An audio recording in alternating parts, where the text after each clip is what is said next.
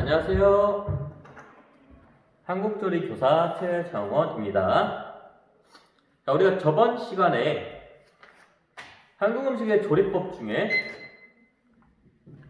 주식류에 대해서 배우는 시간을 가졌죠. 밥류라든지 죽, 비움, 응이, 국수, 만두, 떡국류에 배웠는데 이거는 순차적으로 PPT에다가 다시 내용을 적어서 올려주도록 할 테니까 여러분 동영상을 통해서 뭐 필기를 해도 되고 공부를 해도 되고요. 이제 우리 3학년 친구들은 책을 통해서 밑줄 치면서 공부하시고요.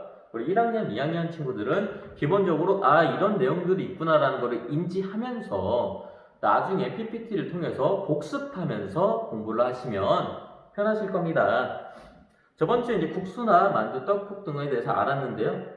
한번 복습해보시고 오늘은 주식류에 대해서 배웠으니까 오늘부터는 이제 부식류에 대해서 들어가는 시간을 가질게요.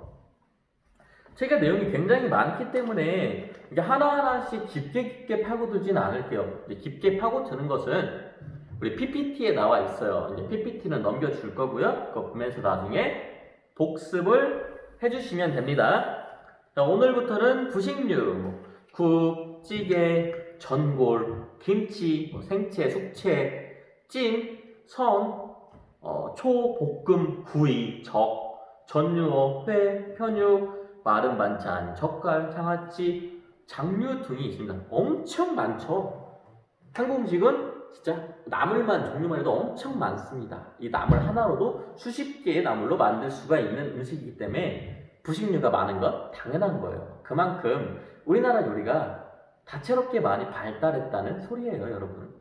여러분 이제 한식을 배우다 보면 양념류는 대부분 다 간단하지만 재료에 따라서 이 맛은 굉장히 특별하고 이 맛은 되게 담백하고 이 맛은 되게 달다 라고 생각할 수 있는 여러 가지 다채로운 요리들이 나오기 때문에 기본적으로 이런 게 있구나 라는 걸 알고 넘어가시면 돼요. 자, 첫 번째로 두 번째 부식류에 대해서 배울 건데요. 부식류. 첫 번째로 국에 대해서 알아볼게요. 국과 찌개도 빠질 수 없죠. 국, 찌개, 그리고 전골. 사실 우리 가정에서 전골을 해먹나? 가정에선 전골을 안 먹죠. 가정은 대부분 국이나 찌개를 먹습니다. 전골은 진짜 가끔 해서 먹는 게 전골인데 뭐 부식류에 같이 이제 국물 요리로 포함이 되니까 같이 공부하는 거예요. 자, 보시면 우리 첫 번째로 국이잖아요. 국. 자, 국은 어때요? 일상에서 주식인 밥과 함께 먹는 무슨 요리? 국물 요리예요. 국물이 많은 국물 요리입니다. 국물 요리라고 보시면 돼요. 주식과 함께 먹는 국물 요리라고 보시면 돼요. 전통 상차림에는 거의 빠지지가 않습니다. 아침, 점심, 저녁에 항상 포함되는 게 바로 국입니다. 자, 국에는 크게 네 가지로 나눌 수 있는데요. 맑은 국, 맑은 장국, 그리고 곰국, 또 뭐가 있을까요? 토장국, 냉국 등이 있어요.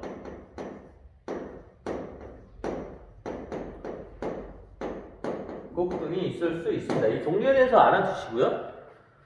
자, 육류를 비롯한 어패류나 채소류 또는 해조류 등을 다양한 재료로 사용해서 국을 만들 수 있죠. 그리고 미역국만 해도 미역과 조개가 들어갈 수도 있고요. 홍합이 들어갈 수도 있고요. 심지어는 고구마를 넣는 데도 있고요. 소고기가 기본이고요. 여러 가지가 들어갈 수 있겠죠. 양파 넣는 데도 있어요.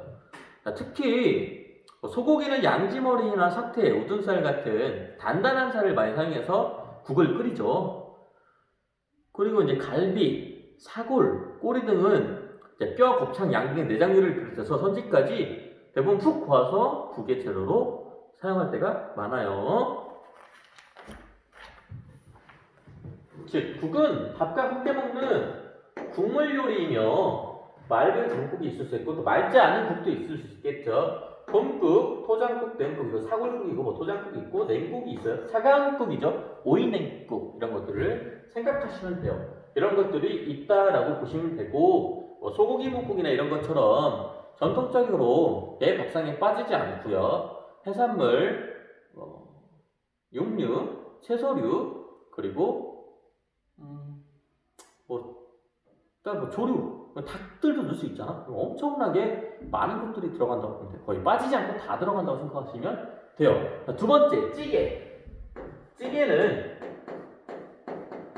과거에 조치라고 하는 거예요. 조치. 찌개는 무엇이냐? 국보다 건더기가 더 많은 겁니다. 국물보다 건더기가 더 많은 거예요. 물반 고기반이 아니고 고기가 더 많고 물이 더 적다는 소리예요. 자박자박하게 끓인 것을 찌개라고 해요. 국물을 적게 넣어 조리한 음식, 이렇게 해서 조리한 음식을 바로 찌개라고 합니다. 찌개는 뭐 김치찌개가 있을 수 있겠고 된장찌개가 있을 수 있겠고 뭐 순두부찌개 등등 되게 자박자박한 것들은 대부분 찌개라고 볼 수 있죠. 간을 하는 재료에 따라서 된장찌개, 고추장찌개, 젓국찌개로 구분을 합니다. 고추장찌개는 감정이라고도 합니다. 라는 것을 알아두시고 쓰실 분은 발음이 좀 이상한가? 된장찌개, 고추장찌개, 젓국찌개로 구분하며 고추장찌개는 감정이라고도 합니다. 자, 마지막으로 전골은 봅시다. 전골은 육류와 채소를 밑간하여 전골 틀에 담아 화로 위에 올려놓고 즉석해서 끓여 먹는 음식. 육류 플러스 채소류 뭐한다? 밑간한다. 밑간을 하여 어떻게 해요? 전골 틀에 뭐한다?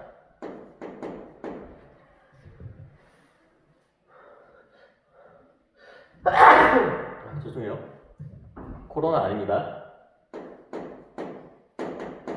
전골 틀에 넣어 어떻게 즉석해서 끓여 먹는 거예요. 쉽죠? 육류나 채소를 밑간해서 전골 틀에 담아서 화로 위에 올려놓고 즉석에서 끓여 먹는 음식을 바로 전골이라고 해요. 소고기 전골 또는 해물 전골, 버섯 전골, 두부 전골 등이 있을 수 있겠죠. 자, 그러면은 국, 찌개, 전골에 대해서 배웠고요. 자, 두 번째, 김치에 대해서 배우는 시간을 가집시다. 자, 김치는 우리나라 대표 김치는 뭐야? 배추김치잖아요. 자, 이 고춧가루가 언제부터 들어왔다 그랬어요? 언제요? 조선시대 때 외란이 됐을 때 외란을 통해서 고추가 보급되면서 그 전까지 우리가 고려 막 이런 때 만들어 먹었던 소금에 절인 침체형 백김치가 있었지만 우리가 이제 조선시대 때 들어와서 고춧가루를 활용한 현재 김치가 만들어진 거라고 우리가 배웠었죠. 자, 김치를 한번 봅시다. 김치는 배추나 무 등의 채소류를 소금에 절여서 고춧가루와 마늘, 생강, 파, 젓갈 등을 혼합하여 저온에서 뭘 만든다? 젖산균. 김치는 젖산균을 포함하고 있습니다. 젖산균을 만들어서 발효식품이 됩니다.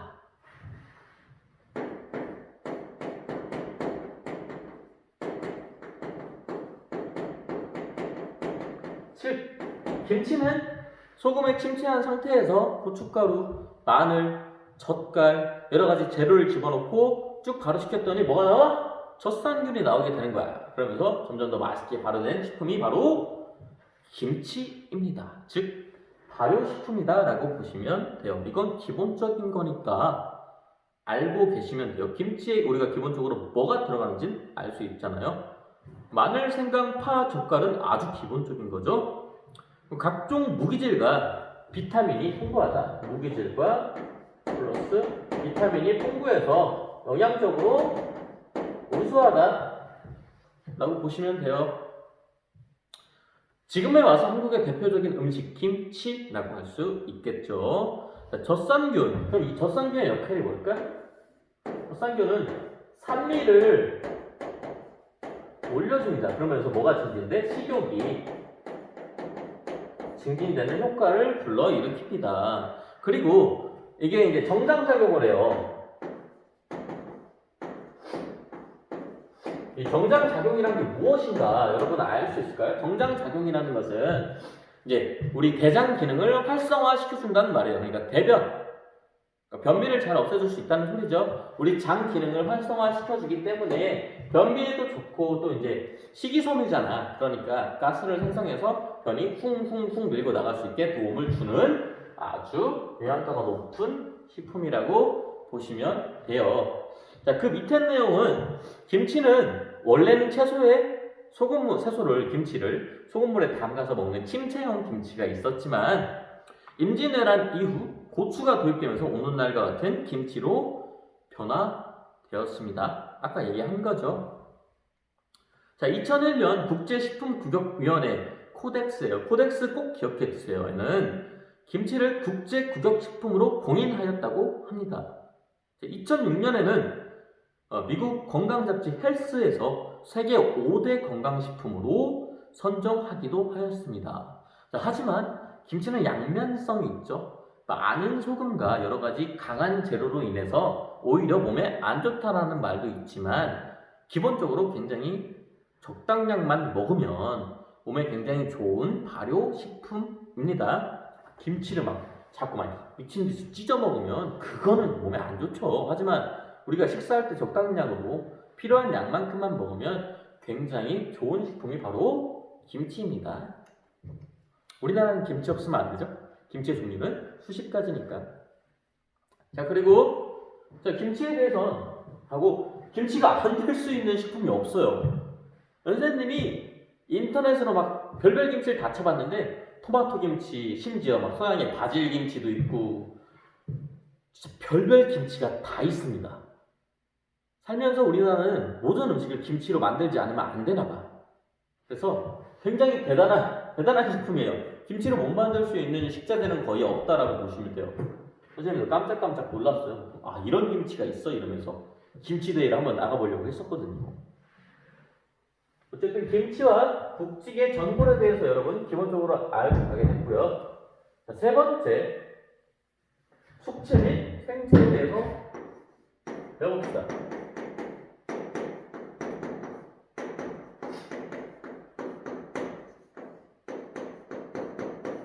생채 및 숙채, 숙채 및 생채, 똑같은데 한번 봅시다. 자, 이제 두 가지로 나가야겠죠? 숙채와 생채로. 생채, 숙채. 이렇게 나눌 수 있겠죠? 자, 채소는 말 그대로 먹을 수 있는 생식식품이죠. 그대로 먹거나 또는 소금에 살짝 절여서 초간장이나 초고추장, 겨자 등 이런 곳에 묻히는 생채와 데치거나 볶아서 양념에 묻힌 숙채로 나눌 수 있다고 합니다. 그럼 생채는 뭐야? 그대로 먹거나 또는 뭡니까? 약간 절여서 많이 절이는 것도 아니에요. 약간 절여서 뭘 한다? 방금 얘기했죠. 절여서 초간장이나 또는 초고추장, 약간의 양념 등을 해서 먹는다. 이거 올리게 하면 된다. 먹는다. 그래서 먹는다. 이게 바로 생채입니다. 즉 이거 숨을 다 죽이지 않고 야채에 숨을 죽인다는 건 완전히 삶거나 데쳐가지고 얘가 물렁물렁하거나 기가 죽은 것처럼 만드는 거거든요. 그렇게 하지 않고 그러니까 생기롭게 살아있는 상태에서 빠르게 묻혀서 바로 먹는 것을 바로 생채라고 합니다. 우리가 가장 쉽게 볼 수 있는 생채는 뭐가 있어요? 그렇죠. 무생채가 있죠. 그렇게 생각하시면 돼요. 무생채를 소금에 살짝 안 절이고 바로 묻혀버리면 엄청 빳빳해 무가. 소금에 절이면 삼투압 현상으로 인해서 애들이 말랑말랑해져요. 조금 휘어진다고 유연성이 생기죠. 그래서 몸에 먹었을 때 우리가 절여서 먹었을 때 굉장히 부드럽고 맛있는 식감을 느낄 수 있죠. 그래서 가볍게 묻혀서 먹는 음식을 생채라고 하고요. 이제 뭐 데치거나 볶거나 완전히 절이거나 해서 양념에 묻혀서 먹는 것을 바로 숙채라고 합니다. 생채 반대로예요. 생채는 가볍게 데치거나 살짝 절여서 먹는 음식이면 여기는 확실하게 데치거나 볶아서 먹는 음식이 바로 숙채입니다. 둘 다 양념을 많이 하죠. 날 것으로 먹기도 하고요. 자 봅시다. 생채의 특징은 채소 특유의 색을 살릴 수 있고요. 그리고 향미를 살릴 수 있습니다. 재료 자체의 맛이 올라가고 재료 자체의 이 풍미를 살릴 수 있다는 거죠. 그래서 최소한의 영양 손실을 일으킵니다. 영양가가 높다는 거지, 그죠? 이렇게 삶거나 볶는 과정에서 본인이 가지고 있는 비타민이라든지 무기질이라든지 에너지가 소모되지 않기 때문에 색도 좋고 향미도 좋고 영양가도 높다. 근데 왜 숙채를 해먹어요, 선생님? 이라고 물어본다면 숙채도 맛있어요. 이것도 맛있기 때문에 조리법은 여러 가지로 나오는 게 좋죠. 그리고 숙채라고 해서 영양분이 다 파괴되는 건 아니에요. 조리 과정을 빨리 함으로써 손실을 최소화시키는 방법도 있기 때문에 우리 이게 다채롭게 해먹었다. 그리고 또 숙채를 해먹어야 하는 식물들도 있어요. 뭐 가를테로 독을 품고 있는 식물들은 끓여서 독을 빼줘야 하기 때문에 생채로는 먹을 수 없겠죠. 자, 두 번째, 숙제의 특징. 자, 숙제는 여기 나와 있죠. 채소 특유의 쓴맛인가? 쓴맛과 떫은 맛. 채소 자체가 가질 수 있는 쓴맛이나 떫은 맛 성분을 없앱니다. 어떻게? 데치거나 볶아서 익혀져 버리는 거야. 그래서 이와 같은 아삭아삭한 식감이 아니라 부드러운 식감을 즐길 수 있어요. 부드러움이 올라갑니다. 그리고 영양가는 당연히 생채가 더 높겠지만 빠른 시간으로 영양가 손실을 최소화할 수 있는 거예요. 최소화. 빠른 볶음과 데침으로 영양가 손실을 최소화할 수 있다는 겁니다. 살짝 데치거나 빠르게 볶아서 그런 방법들이 있어요. 숙채의 종류는 뭐가 있을까요? 생채에는 우리가 뭐 무생채, 뭐 봄나물 무침 막 이런 게 있을 수 있겠죠. 뭐 냉이 무침 이런 거 바로 이렇게 묻혀버리잖아. 조리 안 하고. 근데 이제 숙채에는 뭐 잡채, 구절판, 그리고 무생채, 뭐 봄동무침, 뭐 미나리 무침, 뭐 이런 게 있을 수 있겠죠? 잡채나 구절판, 뭐 탕평채, 죽순채 등등을 숙채라고 합니다. 이해가 되셨죠? 생채와 숙채의 차이는 말 그대로 숨을 죽였다, 숨을 살렸다라는 소리라고 보시면 돼요. 어렵지 않아요? 이것만 봐도 알잖아. 여기 다 숨이 죽어있지? 여기 다 숨이 살아있고 아삭아삭하고 식감이 좋고 향미가 좋고 색이 좋지만 여기는 맛이 부드럽고 소화가 좋고 굉장히 다채롭다라고 보시면 돼요. 자, 오늘은 여기까지 하고 다음 시간에 찜, 선, 그리고 조림, 초볶음, 구이, 적, 전유어까지 할 수 있으면 진행할게요. 자, 수고하셨고요. 다음 시간에 뵐게요.